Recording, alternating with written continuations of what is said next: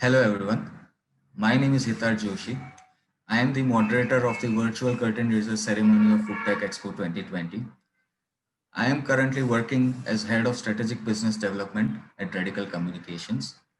I welcome you, all the attendees from across the world, in this virtual curtain raiser ceremony of Footec Expo 2020. To grace this occasion, we have with us dignitaries like Mr. Sanyal Desai, CEO of Radical Communications, Ms. Joanna Kane Potaka, Director General Icarisat and Executive Director of Smart Foods, Mr. Anthony Murithi, Director General Agriculture and Food Authority. We also have with us from the Agriculture Ministry of Republic of Kenya, Ms. Grace Agili, Director Crop Resources, Agribusiness and Market. And we also have Mr. Engineer Leban Kiplagat, Chief Engineer Director, Agriculture, Land and Environment in Ministry of Agriculture. Due to some unavoidable circumstances, Professor Boga cannot be the part of this virtual curtain raiser ceremony. On behalf of them from the Agriculture Ministry, we have with us Madam Grace and Mr. Kiplagat. So on the occasion of this World Food Day, I would like to take the opportunity to salute the food industry patrons across the world for serving the humanity in this tough time that we have been through. So now to start with, I would like to invite Madam Grace to share their thoughts and their opinion regarding the Foodtech Expo 2020 and the current scenario according to which government of Kenya is particularly working in these tough times. Over to you, Madam Grace. So, I mean, like for purposes of maintaining the speech, because the camera also takes a lot of bandwidth, I've decided to make it less, and I get my voice running. So, I've been told to talk about the role of the government. Hello. Yes, ma'am. I'm going to share something on the role of the government in the food sector, especially during the COVID-19 season. Yes, ma'am. Then also mention something about the government intervention on food security, focusing on the COVID season. So to start us off, I would like to ask some few questions and then I go ahead and address them. Number one, what strategies, measures has the government put in place to cushion the agriculture sector players during the COVID-19 period? So number one, a COVID-19 National Multi-Agency Command Center and a committee in collaboration with the relevant ministry was formed to deal with the effects of the pandemic. The ministry was a part of this committee, besides also being a member of the smaller departmental committees for in-depth action planning. Second, to cushion the agriculture sector players that include farm input suppliers, producers, processors, and transporters, consumers, etc., the guidelines and protocols to guide the guidelines and protocols to facilitate the operations, especially during the partial lockdowns, was done. Then these guidelines and protocols were distributed to all the possible players and to those who requested for them. Then the Ministry of Interior and National Coordination was also informed to hinder the operations of the not to hinder the operations of the sector. And so far, all has been well. Now, the role of the county government. The role of the county government have been to ensure that the protocols and guidelines are cascaded to all the stakeholders and enforced. Then they've also been made to ensure that measures are put in place to reduce the post-COVID harvest losses and increase affordability and supply of the food items. The county government have also been engaged in the massive awareness of COVID-19 on COVID-19 among the farmers and the other stakeholders. Now, what strategies or intervention has the government put in place to enhance the resilience of the most vulnerable farmers in the country? Now, through the State Department of Devolution and Department of Social Protection, the government has provided either food or cash transfers to the vulnerable households in the ASAL counties. These are the arid and semi-arid land counties. Then the government has also been partnering and engaging other stakeholders to ensure that the vulnerable groups are cushioned through other livelihood support systems. Under IFAD, the government is implementing Kenya Cereal Enhancement Program, which is a climate resilient agricultural livelihood. In short, it is called KSEP CRAL. The project implementers and communities are advised to maintain very high standards hygiene and to comply with the government's advisories or guidelines while at the project site and at their residences.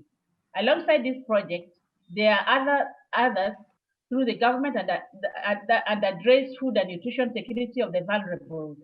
So the Ministry of Agriculture, Livestock, Fisheries and Cooperatives has started demonstration of kitchen garden and expects to help more than 1 million families come up with their own kitchen gardens in addressing nutrition issues.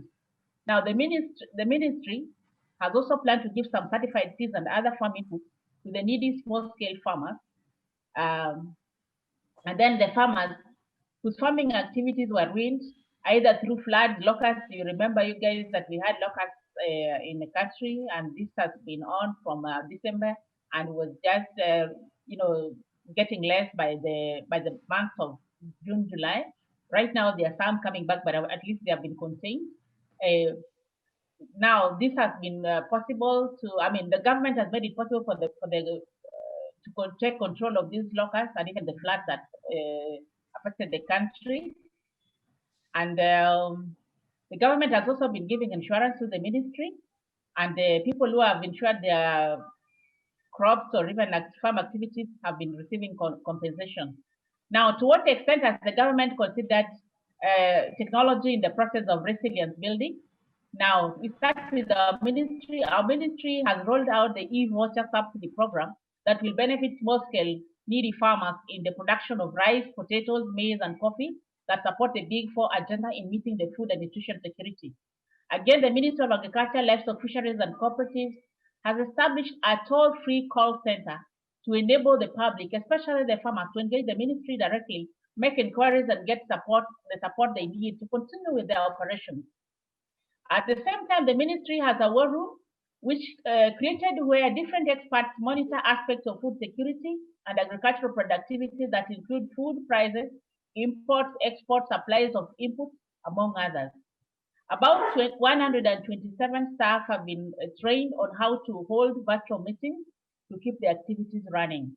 Like this one is also a virtual meeting, and you can see we have not stopped the activities of the agri-tech or agri-food. So we can see it's one of the ways that we have kept ourselves doing our activities without stop due to COVID.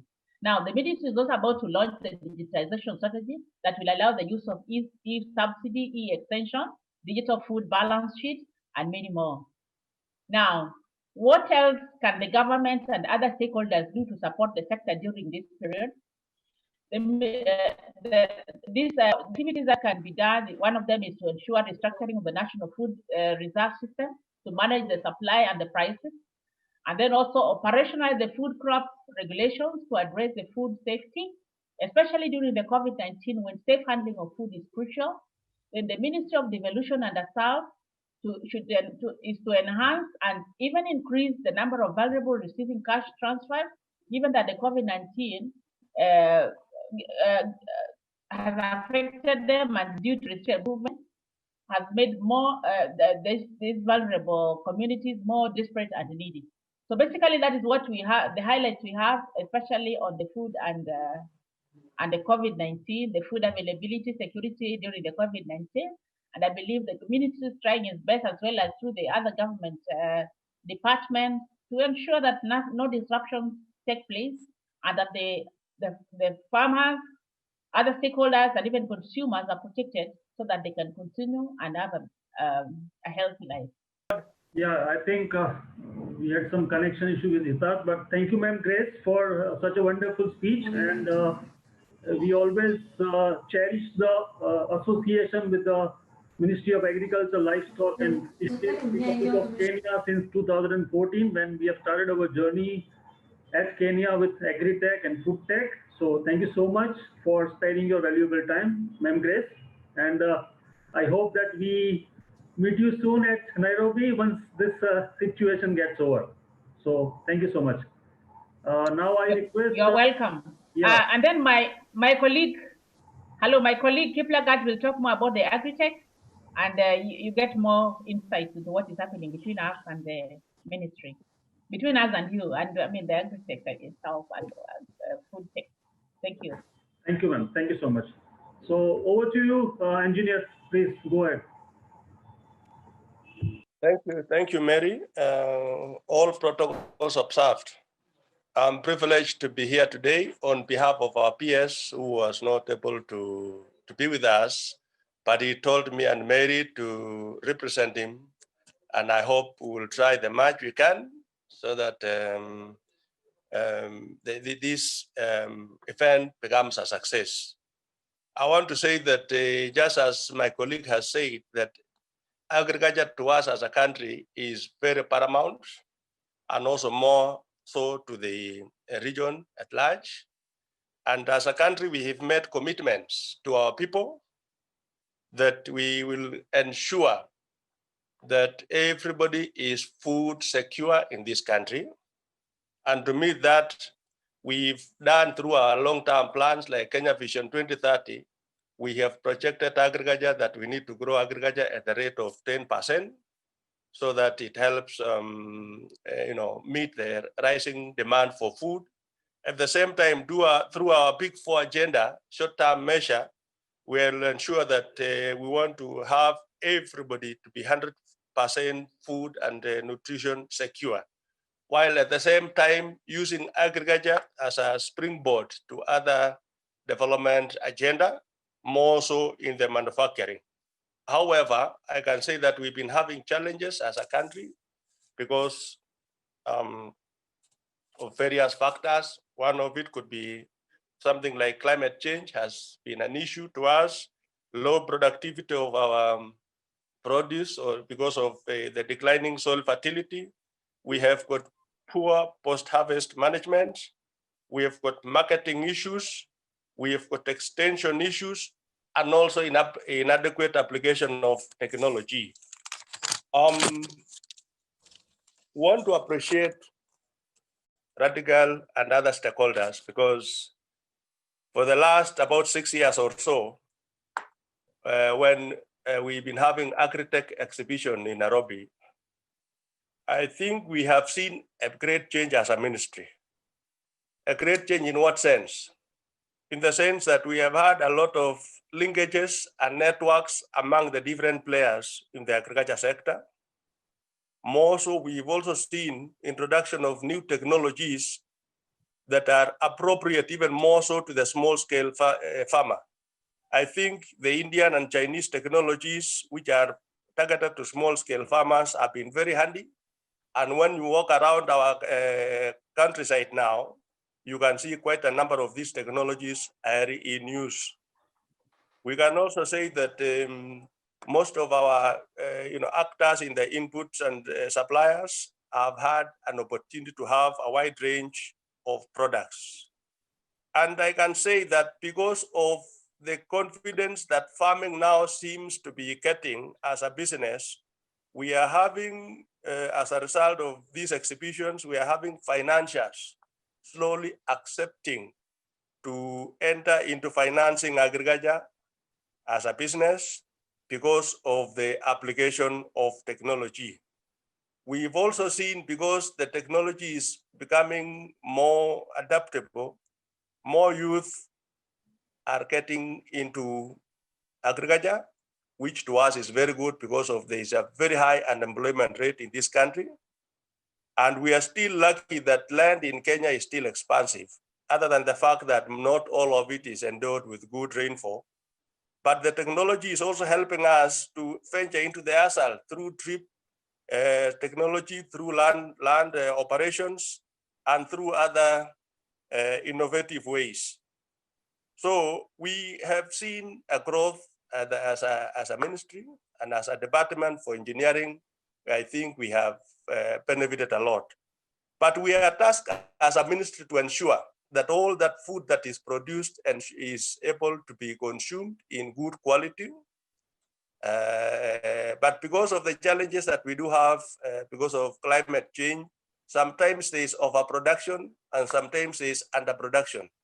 So as a ministry, we are trying to ensure that we venture into value addition so that when there is surplus of food, we are able to add value as we look for marketing and also for future consumption. And that is a challenge we are having now. I can say that during the COVID-19, just as Madam Grace has said, the government put in place a lot of measures to ensure that food is available to the countryside. And I remember in my village, during that time, we were able to really engage ourselves in a lot of agricultural activities. And so we can say for sure there is now food, but now more food, and the problem is that more food and the need to do value addition is what is needed. So there is need for a paradigm shift for us to ensure that even as we progress in the aspects of food, we use technology and other processes to ensure that food is available and is kept for long. So I believe that the need for paradigm shift, especially to have this Footec exhibition, is one of such measures, because once we have produced more food, then what next? We need to have it marketed. We need to have it in good quality. We need to improve efficiency. We need to improve that it is nutritionally viable. And I think this forum will be able to achieve that. So I am happy that as we do this, I think the COVID had advantages and disadvantages. One of the advantages is the need for us that we have been made to become more innovative and use a digital platform, which I believe will reach more people. I think even marketing now, more of our farmers are able to do marketing because of that. There's a lot of information sharing. And we have a chronic shortage of extension officers in this country. But the use of digital platform, I believe, will go alongside this to ensure that even extension is able to be enhanced because of that. So I want to appreciate all of us as we move on in this journey and say that for sure, agri-tech has been very, very revolutionary to us as a country, and more so as engineering, because of technology that has been able to be imported and ideas that have been able to be put in the agriculture sector. So we will support you in our case for growing agriculture, ensuring that we have food for the people, we enhance manufacturing, and ensuring that there is 100% food and nutrition security for our people in Kenya. So thank you very much. Thank you, Mr. Engineer Kapligati.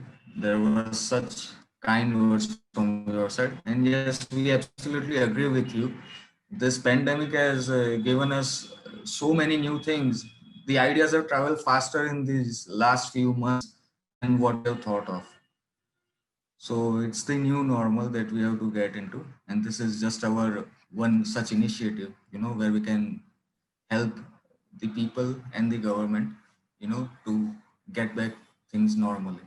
So now to say much more about the Footec Expo, that how it is going to be and how it is going to take place on the virtual platform, I would like to invite Mr. Sanyal Desai, CEO of Radical Communication. Mr. Sanyal Desai is name. I like to say that he has experience of over 20 years in the exhibition and event industry.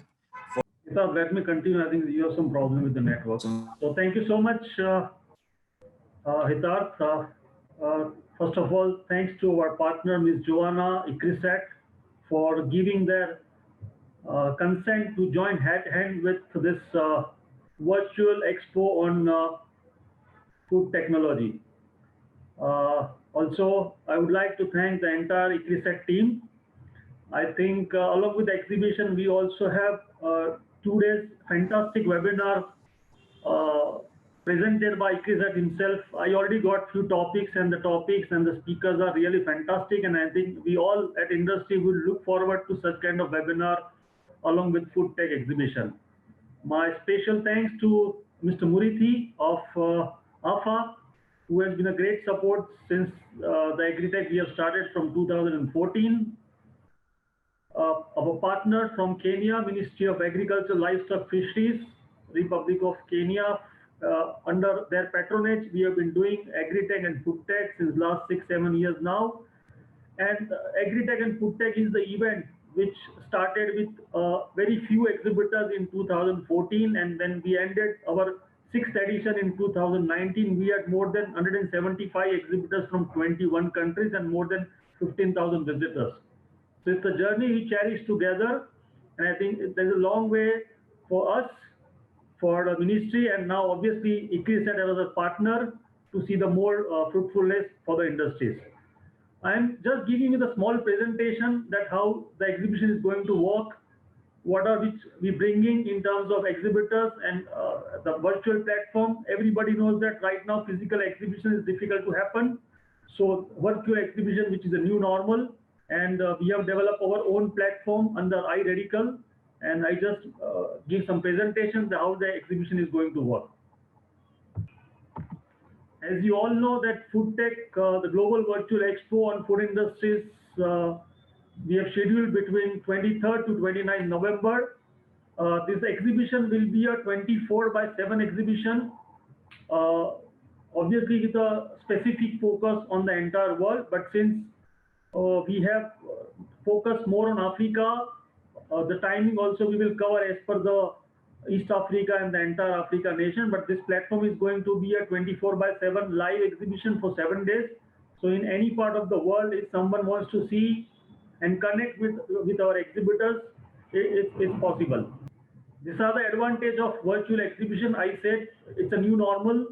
So virtual exhibition advantage is it's a unique platform to meet buyers and importers in this tough situation. You are not able to travel any part of the world.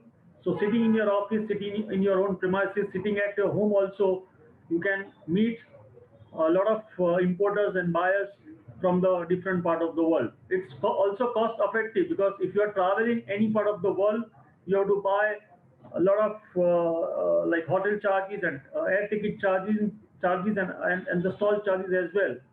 And since the situation demands such, I think this is the most cost effective platform which iRadical is offering right now. We are very confident that even in the future, up till now, we were enjoying only physical exhibition.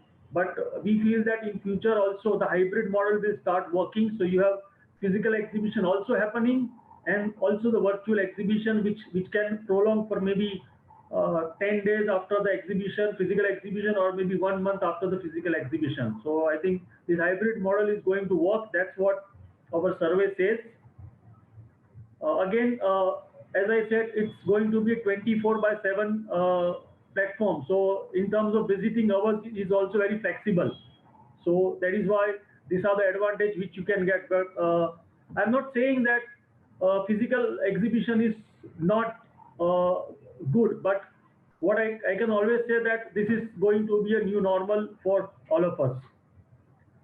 As you know, and as I mentioned, our knowledge partners is ICRISAT and Smart Food, and it has been supported by Agriculture Food Authority of Kenya under Mr. Murithi's guidance, and obviously we are doing under patronage of the Republic of Kenya, Ministry of Agriculture, Livestock and Fisheries. If we talk about the global opportunity in food industries, these are the few figures of Europe, North America, South America, Australia, and Oceania. So these are the few figures which global opportunity in food industries has. And if anyone wants this presentation, they can always write to us. So we will share this entire presentation. Any prospective exhibitors wants to know more about this, we'll definitely share this. These are again few opportunities globally for Africa, Middle East, Asia, for the visitors and exhibitors to understand.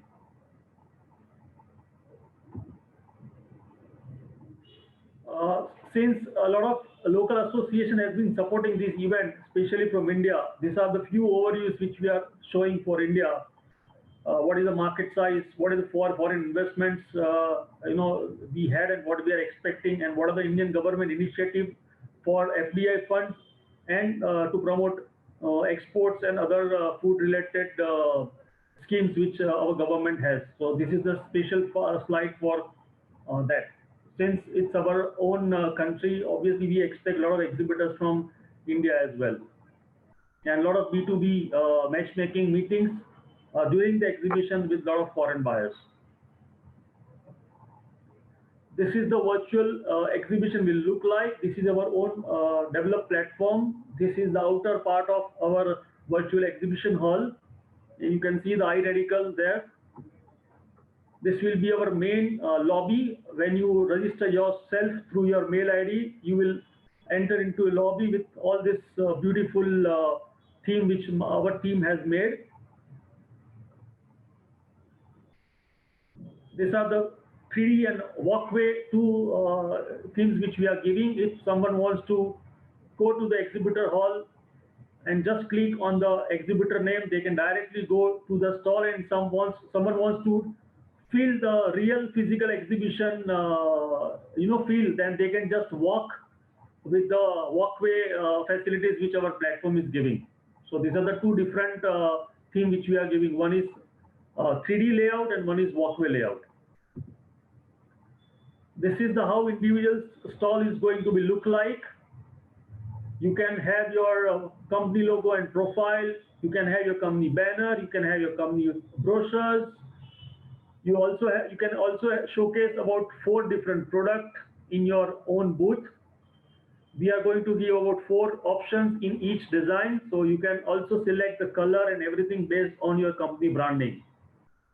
Anyone visiting this virtual exhibition platform, they can connect with you same time while visiting your stall through WhatsApp, through WeChat, through Zoom call, through mail. Visitors can directly call us on the same time. We are also going to give the company's Facebook page, the Twitter page. Same time, they can also follow you on LinkedIn page. So we are giving all the facilities one can imagine for the company branding activities and from the sale point of view as well. Few of the extra benefits obviously virtual exhibition has, because suppose exhibitors is from India or China or any part of the Europe, but a visitor sitting in Kenya, maybe in the small village or small town of Kenya, can come and see the virtual PAX platform and see the possibilities of bringing that product to their own country, and through maybe any dealer distributor network also can be found via our B2B meeting and maybe by contacting the exhibitor directly.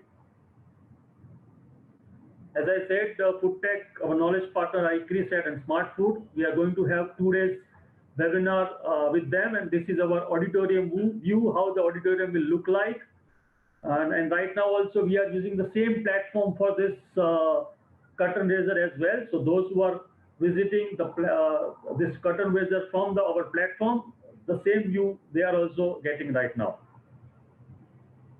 These are the exhibitor and visitors profile. Those who wants to come as exhibitors, they can come from all these categories. And for exhibitors, this is the visitors profile which we are targeting from across the world. Marketing promotion is obviously important part of any of the exhibition activities, and we are going to promote Footec Expo wide so much of promotion activities. We are going to send direct invitations to all the database which we have. We also have a lot of PR activities with a lot of associations, a lot of private visitors associations. So we are going to continue with that. Google AdWords we are going to run. Email marketing has already been started. Telecalling has already been started. Social media promotion is the key of any promotion activity right now, which has already started. SMS, WhatsApp, SEO is also one of the key right now. We also started giving advertisement in trade magazine, newspaper, journals, everything. And the main advantage which we have with the iRadical platform is that we already have a lot of connection with a lot of supporting association across the world, whether it is India, whether it is Africa, whether it is Egypt. So we are everywhere, and all the government bodies and major chamber of commerce knows us well. So it will be easy for us to bring good number of visitors and B2B matchmaking meetings during the exhibition. This already I inform you. So yes, thank you so much, and we look forward to your participation in terms of exhibitor or in terms of visitors during 23rd to 29th of November 2020. Thank you so much. Yeah, thank you Thank you, so much. Mr. San. Yeah, thank you so much. Yeah. Thank you, Mr. Sanyal. I hope the presentation will surely give the utmost clarity that how the Footec Expo is going to work and how it is going to benefit each and every person who needs to or wants to participate in the Expo globally. So now coming across, as Mr. Sanyal said, that we have ICRISAT as our knowledge partner. ICRISAT, known as International Crop Research Institute of Semi-Arid Tropics, shortly known as ICRISAT across the world. We have Ms. Joanna Kane Potaka with us. She is the Assistant Director General External Relations at ICRISAT and Executive Director of the Smart Food Initiative. Ms. Joanna is an Australian national and has a Master's of Science degree in Global Marketing. Prior to joining ICRISAT, she was Director, Communications and Marketing Information and Knowledge Group, International Water Management Institute. She began her career as an agriculture economist with the Australian Bureau of Agricultural and Resource Economics, and later moved into market research in the agribusiness area of the Queensland Department of Primary Industries. She is a certified practicing marketeer in Australia, an associate of the Chartered Institute of Marketing in the UK, and a fellow of the Australian Marketing Institute. So we are very much happy to have you, Joanna ma'am, with us on board.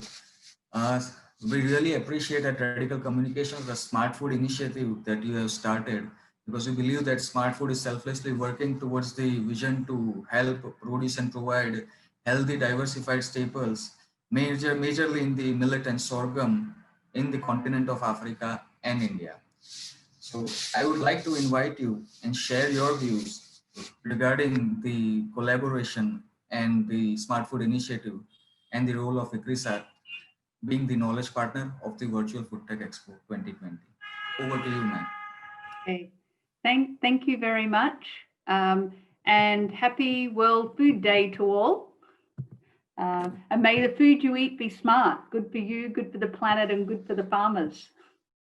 A special thanks to the Kenyan government and the Ministry of Agriculture, Livestock, Fisheries and Cooperatives for their initiative in for years now supporting food tech, and we've heard the importance of the role of Food Tech Expo during these last few talks. I'll be giving a sneak preview into the parallel activity, which is the conference on food trends, opportunities and challenges. So ICRISAT as a CGIAR centre is really excited about taking a different approach for this conference. So some insights into how we're going to be taking quite a different approach for this is that there'll be, first of all, we're going to be having a range of different sectors represented at the conference. So not only food companies, but the sectors that influence food as well. Now, from the industry side, there will be multinational companies talking. There'll also be SMEs, so the small entrepreneurs that are the pioneering people bringing new products and developing new markets. There'll also be government speakers and discussing the policies that are impacting the food industries. There'll also be international development agencies like GAIN and Rockefeller Foundation, who are the movers and shakers and making big changes in the industry. So, for example, Rockefeller is just finalising a study they've been doing with IFPRI, another CGIAR centre, on the supply and demand and trends in staples, in protective nutritious foods like fruits, vegetables, legumes, seeds, nuts, also covering animal source foods and covering ultra-processed foods. And they've done this for 5 East African countries, a deep dive. So this study and the results will be looked at, which will be very new data, and the implications of these trends for human health and related policies. We'll also be having research organisations like the CGIAR, ICRISAT, ICARDA, IFPRI speaking. Now, IFPRI has models on food trends, and they also publish a global futures and strategic foresight for food. So their insights and summaries of this information will be highly, highly valuable. Another example of one of the speakers from different sectors is we'll have Source Trace speaking. Now, they are one of the big leaders in food traceability, and they work across many countries in Africa, India, and other countries. And we know food traceability is critical for future trade. So their insights will be really valuable. Now, another way how this conference will be quite unique and different is we'll also have deep dives into a range of different geographies. So there'll be deep dives and speakers, especially from Kenya and Kenya Insights. There'll be a special session on Egypt, which ICARDA will be organising. We'll have speakers from South Africa, so BANAPAN, which is a policy organisation set up by the East African Ministries of Agriculture to look at policy in food and agriculture, will be speaking. And in Tanzania, for example, we'll have a special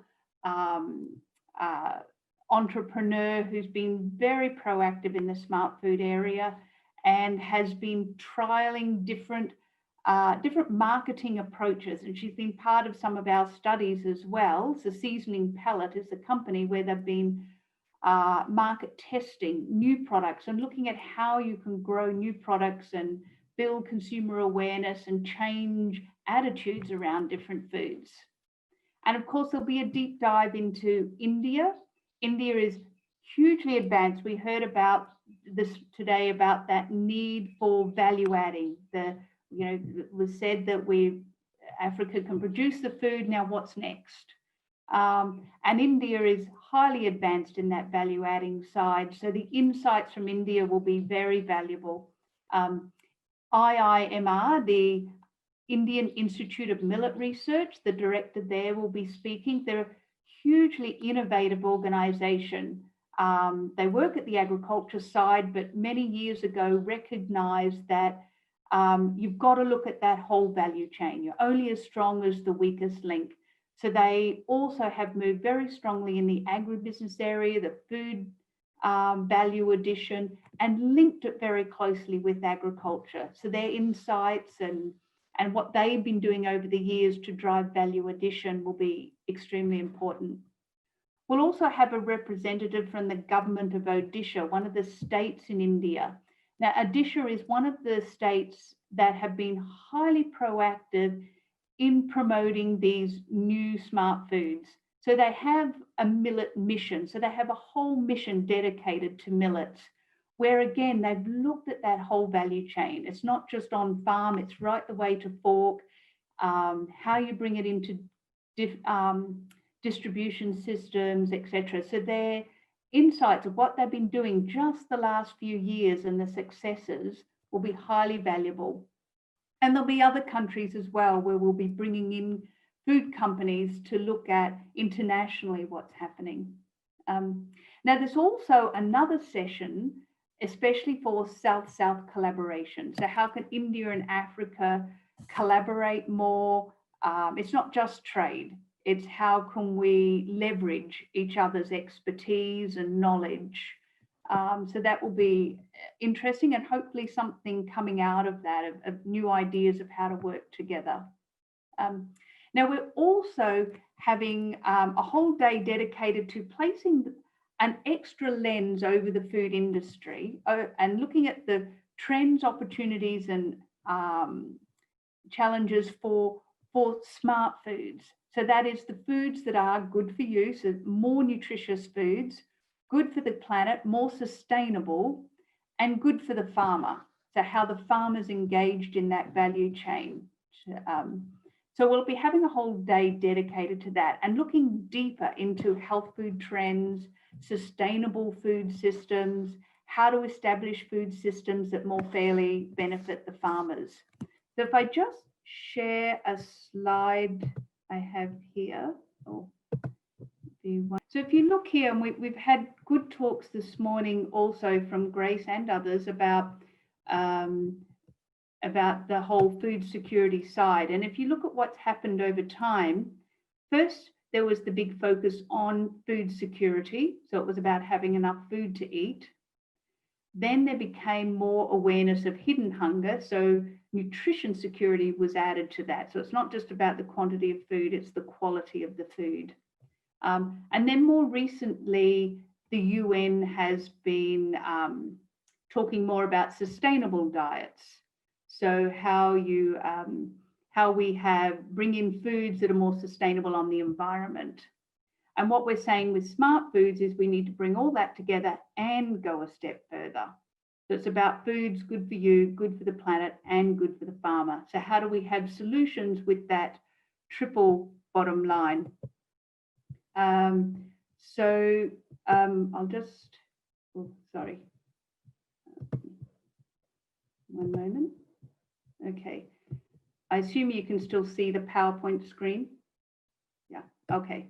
All right. So, so other examples of speakers. So the Rockefeller Foundation will be speaking also on, they're running a whole grain initiative. So how do we drive the markets for using whole grains now and not highly refined grains? And so they'll be talking about the approaches that they're taking for that. We'll be talking about how we link biofortified varieties into healthier food. So biofortified varieties are varieties grown that don't just have a higher yield, but have particularly high micronutrient content. So how can we ensure those particular varieties are built into the food industry? So they use those varieties and you end up with healthier food. And we'll look at what policies can best support this smart food system. So all this and many more issues will be looked at. There'll also be a special session on millets and sorghum, seen as the new staples and the new foods. So these millets and sorghum we describe as a smart food because they are super, super nutritious. They're highly environmentally sustainable and they're good for the farmer in that they are highly resilient, survive in high temperatures, which is very important with climate change, survive with minimal inputs, survive in degraded soils, basically considered often the last crop standing in times of drought. So they're a good risk management strategy for farmers and going to be even more important with climate change. And nutritionally, the finger millet, which is very commonly grown in East and Southern Africa, has 3 times the amount of calcium as milk, super, super high. Also, the pearl millet and the finger millet and the sorghum, if you get the right varieties, can have extremely high levels of iron. And even taking bioavailability into account, you can get as much iron from those crops as you can from meat and red meat. So super nutritious, fill some of the biggest needs that are there, and they've got low carbon footprint, survive with less water, etc. So really, really smart foods. So we've got a special session on the millets and sorghum about how we can not only bring them back as staples, but how can we drive them into new modern food products? So actually at the conference, we'll also be launching a special product development database and map for millet and sorghum products around the world. So we're pretty excited about that. And I'll give a very small insight into some of these products and the type of companies behind them now. So it'll amaze people how many products and developed processed products on millets and sorghum actually exist around the world. And just to give a small insight now, here in West Africa is Nestle, where instead of using wheat, they use pearl millet because of the high iron in their Cerelac product. And Milo, which is a popular chocolate drink, in West Africa, they use sorghum. instead, because it's locally available and it's one of those smart crops. Here's examples in Malaysia, making a millet milk powder and a millet and purple sweet potato mix to make a really delicious drink. Here's some Indian examples. This is a great startup company. Their tagline is "Made by Two Mothers," and they've created a range of millet doses, millet pancakes, absolutely delicious. This is another Indian company where they have combined different pulses and millets and nuts to make a smoothie drink. So they come in sachets and you just add it to your smoothie. Really delicious, really nutritious. Here's another example. You can pop sorghum and millets just like you can popcorn. And here they pop it and then make a flour. So it's light and aromatic. And of course, they're gluten-free. So they also fit some of these big health food trends. They're also low glycemic index. And we know diabetes is a huge rising trend in almost every country around the world. So they really fit into some of these big global health food trends, high in antioxidants, good for losing weight, etc. So there's huge potential for these. This is a UK example where they've used sorghum and through extrusion make healthy snack products. And if you look at how they're promoting it as insanely delicious, insanely good for you, insanely good to people. And they talk about how it's good on the environment, how it's healthy. And so it's a good way to show how modern products using our traditional foods and traditional grains that are across Africa and India and other countries can be produced in modern, delicious ways. I think this is the potential of the future. And we hope that we can show this through the conference and stimulate more interest and connections, especially through that South-South collaboration. So our vision is that our food is healthy, sustainable on the environment, good for those who produce it, and especially the smallholder farmers.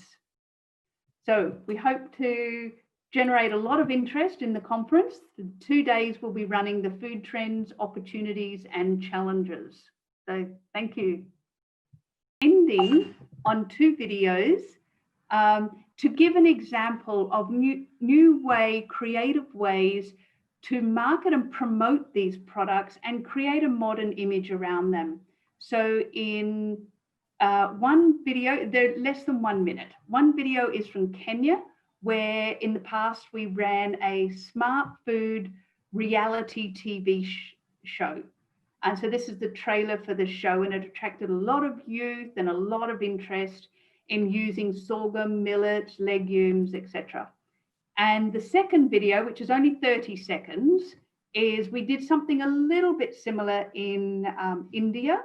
So it's where we're trialing out these reality shows where we had a competition with chefs in India at chef school. So young people on how to use millet and sorghum and see what creative ideas they came up with.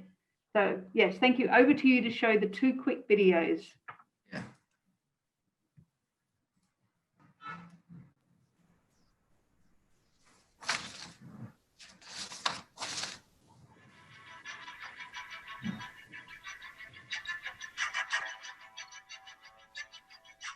Welcome to the Smart Food Show, where we eat food which are good for you,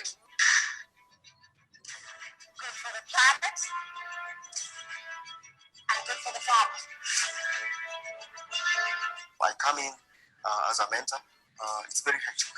What I already expect from the contestants is something new, something different. I would be the kind of judge that really inspires.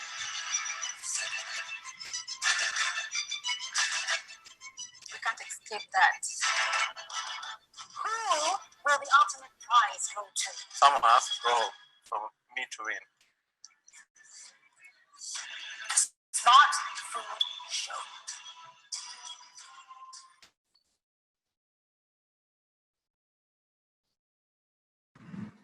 This was of the Smart Food reality show that was in Kenya, right? That's right, yeah. And then we did something slightly similar. That was on TV, on KTV on Sunday afternoon. That was prime time. And then we did something a little similar in India through a fair. So I'll request Parkoy to play that video also.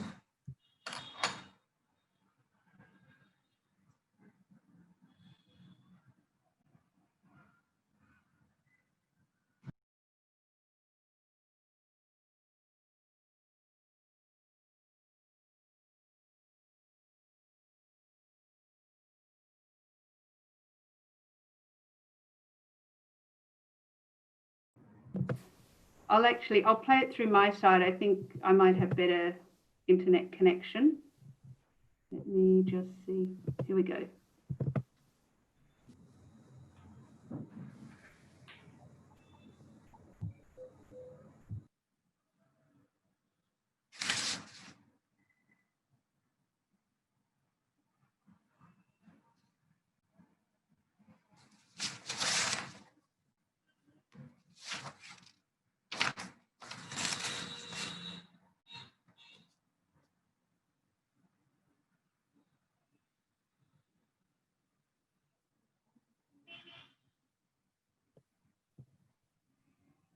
Okay. Yes. Yes, sir. Thank you, Joanna ma'am, for sharing the views regarding the millets and sorghums in particular and sharing the valuable insights. At Virtual Food Tech Expo, will definitely, having you as the knowledge partner, will definitely try, to bring the, commercial aspect and also the knowledge aspect in together. And we hope it will be beneficial for all the participants who are going to be the part of the Virtual Food Tech Expo. Thank you very much, ma'am. Okay, thank you. So now I would like to invite Mr. Anthony Murithi. Mr. Anthony Murithi is the Director General at the Agriculture and Food Authority, Kenya. Mr. Murithi holds a Master of Science degree in Agriculture Economics from Egerton University. Basically, he has given more than 25 years of professional experience in both public and private sector, particularly in the agriculture sector. He has rose from assistant agriculture officer up to the principal agriculture officer in the Ministry of Agriculture, Kenya. So among his notable achievements, he has done district extension research analyzer and training officer in 2006. He has also authored and co-authored several scientific papers on diverse socio-economic issues and sustainable resources, which have been published and referred journals and proceedings of international conferences. So I would request Mr. Murithi to share their views regarding the Foodtech Expo and show us the way that how AFA would be by supporting the Foodtech Expo and what they look forward with the Expo. Over to you, Mr. Murithi. Thank you very much, Mr. Joshi, and good morning, ladies and gentlemen. My name, as introduced, is Anthony Mureithi. I'm the Acting Director General of Agriculture and Food Authority in Kenya. So the Agriculture and Food Authority is pleased to be associated with the virtual cutting racer for the Foodtech Expo 2020, and also the actual event itself that is coming up in November. And also we are pleased that this is happening during the World Day, Food Day, today, 2020.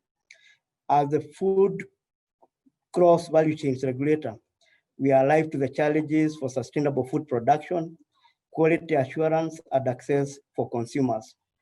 Furthermore, we are aware of the immense opportunities that exist in facilitating and promoting the food cross value chains, both as a profitable venture and to ensure food security for our country. The food cross value chain, ladies and gentlemen, like other sectors of the economy, has been significantly affected by the COVID-19 pandemic. Initially, the movement restrictions that were instituted as part of the containment measures posed a challenge in terms of food distribution and supply to the markets. However, the government provided the requisite guidelines to facilitate supply of food to consumers. During this period, Agriculture and Food Authority has undertaken the necessary facilitation within the COVID-19 protocols that were issued to ensure accessibility to food by consumers, as well as providing support to farmers in order that food production is not disrupted. Even as we continue to fight the pandemic, we are committed towards ensuring that the food cross value chains players shall receive the necessary support and facilitation with regard to sustainable production, market access, and supply of quality food products.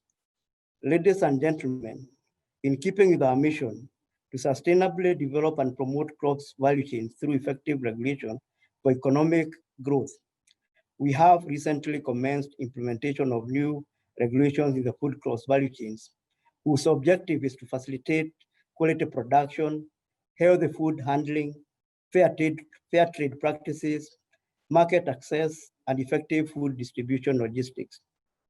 Among the regulations that have been enacted to facilitate the food value chain include the crops Irish potato regulations of 2019 and the crops food crop general regulations of 2020, as well as the warehouse receipt system. I note that this year's World Food Day theme, grow, nourish, sustain together, our actions are our future. I wish to commit AFA in working the food cross value chain players and partner institutions under the leadership of the Ministry of Agriculture, Livestock, Fisheries, and Cooperatives towards ensuring sustainable food production and food security for our country. In particular, we'll continue working in collaboration with other sector agencies, including agencies that work within the crop sector and also other agencies of government that are part of the value chain, and also organizations and development partners that are key to this process. And we shall provide the requisite support and facilitation to the food cross value chains as we endeavor to do this. And that's why we are very delighted as AFA to be part of this noble initiative by Radical that is now going virtual.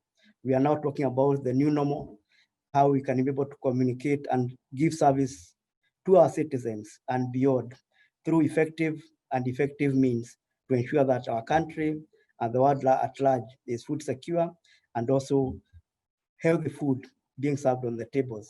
So I'm very delighted to be part of this forum and really look forward to participating in the actual event itself in November, the month coming, and also subsequent ones like you have always done before.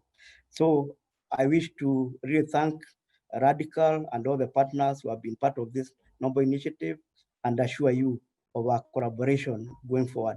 Thank you very much, ladies and gentlemen, and may you have a very blessed day. Thank you, Mr. Muradi. Thank you for showing us the support. At Radical Communications, we really appreciate the support of AFA and also yours. We surely look forward, to help and in all maximum possible ways that we can, to uplift the food security agenda, particularly of the Kenyan government that is there. So we surely look forward to it by our Footec Expo. Thank you very much, sir. So now it is time to say we are closing this thing. Before saying goodbye, I would like to, give a heartfelt thank you to all the dignitaries who have spared such precious times of their and graced this occasion. Mr. Anthony, Mr. Sanyal Desai, Ms. Joanna, and also the members from the Agriculture Ministry. On behalf of Radical Communications, I really appreciate for your valuable time that you gave in the curtain raiser ceremony of the Footec Expo 2020. We surely will look forward that with collaboration and support of different organizations and of yours, we will make this virtual Footec Expo a very successful one globally. Thank you very much. To all the attendees around the world who are watching us live right now, on behalf of Radical Communications, on behalf of all the supporting bodies and government, I would like to have your support at the Expo from 23rd of November to 29th of November to participate in the Expo and to have maximum insights on all the different things that are happening around the world in the food industry. The main agenda of the exhibition is based upon the two things that we are in right now. One is information and the other thing is innovation. And we are surely going to provide you both at the Footec Expo 2020. So thank you all. Take care. And we hope to see you at the Footec Expo 2020 starting from 23rd of November. Thank you. Thank you very much. Thank you all the dignitaries. Thank you so much. See you later during the Footec Expo. Thank you so much. Thank you, Joanna. Thank you, Mr. Anthony. Thank you, Engineer Kiplagat, and thank you, the Ministry, everybody, for your support. And yeah, we look forward to see you soon. Thank you so much. Bye. Yeah. Thank you. Namaste from us. Yeah. Thank you.